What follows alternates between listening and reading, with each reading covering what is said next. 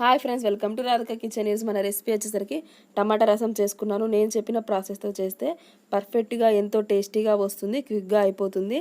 టమాటా రసంలోకి కావాల్సిన పదార్థాలు: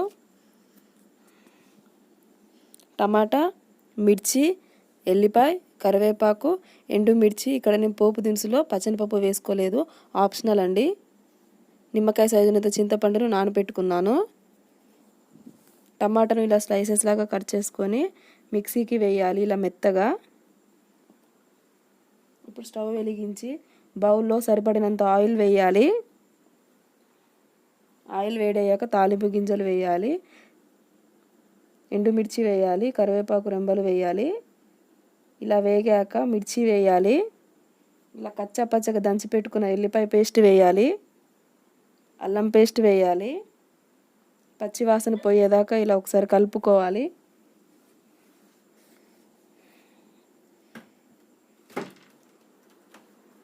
టమాటా పేస్ట్ అని చెప్పాను కదా, అది వేయాలి. చింతపండు రసాన్ని వేయాలి. ఇక్కడ టమాటా రసం పొడి నేను ఎలా చేసుకున్నానో మీకు తర్వాత చెప్తాను, నెక్స్ట్ వీడియోలో మీకు అప్లోడ్ చేస్తాను.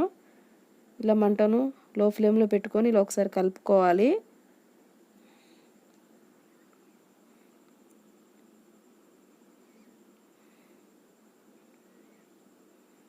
నాకు ఆ టమాటాలకు ఒక 2 గ్లాసెస్ వాటర్ సరిపోయాయి. పసుపు, రాక్ సాల్ట్ సరిపడినంత వేసుకొని ఒకసారి కలుపుకోవాలి. 1 టేబుల్ స్పూన్ బియ్యం పిండి అండి, వాటర్ యాడ్ చేసుకొని కలిపి పక్కన పెట్టుకున్నాను. బియ్యం పిండి వేయడం వల్ల అనేది చారు చిక్కగా బాగా వస్తుంది.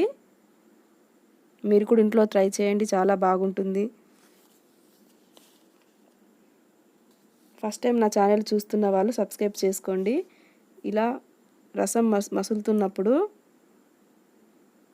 కొత్తిమీర వేసి గార్నిష్ చేసుకోవాలి. ఇప్పుడు చూడండి ఎంత యామీగా ఉన్నాయో. ఇప్పుడు సర్వింగ్ బౌల్లోకి సర్వ్ చేసుకుందాం. మీకు నచ్చితే లైక్ చేయండి, షేర్ చేయండి, కామెంట్ చేయండి, సబ్స్క్రైబ్ చేయండి. Thank you.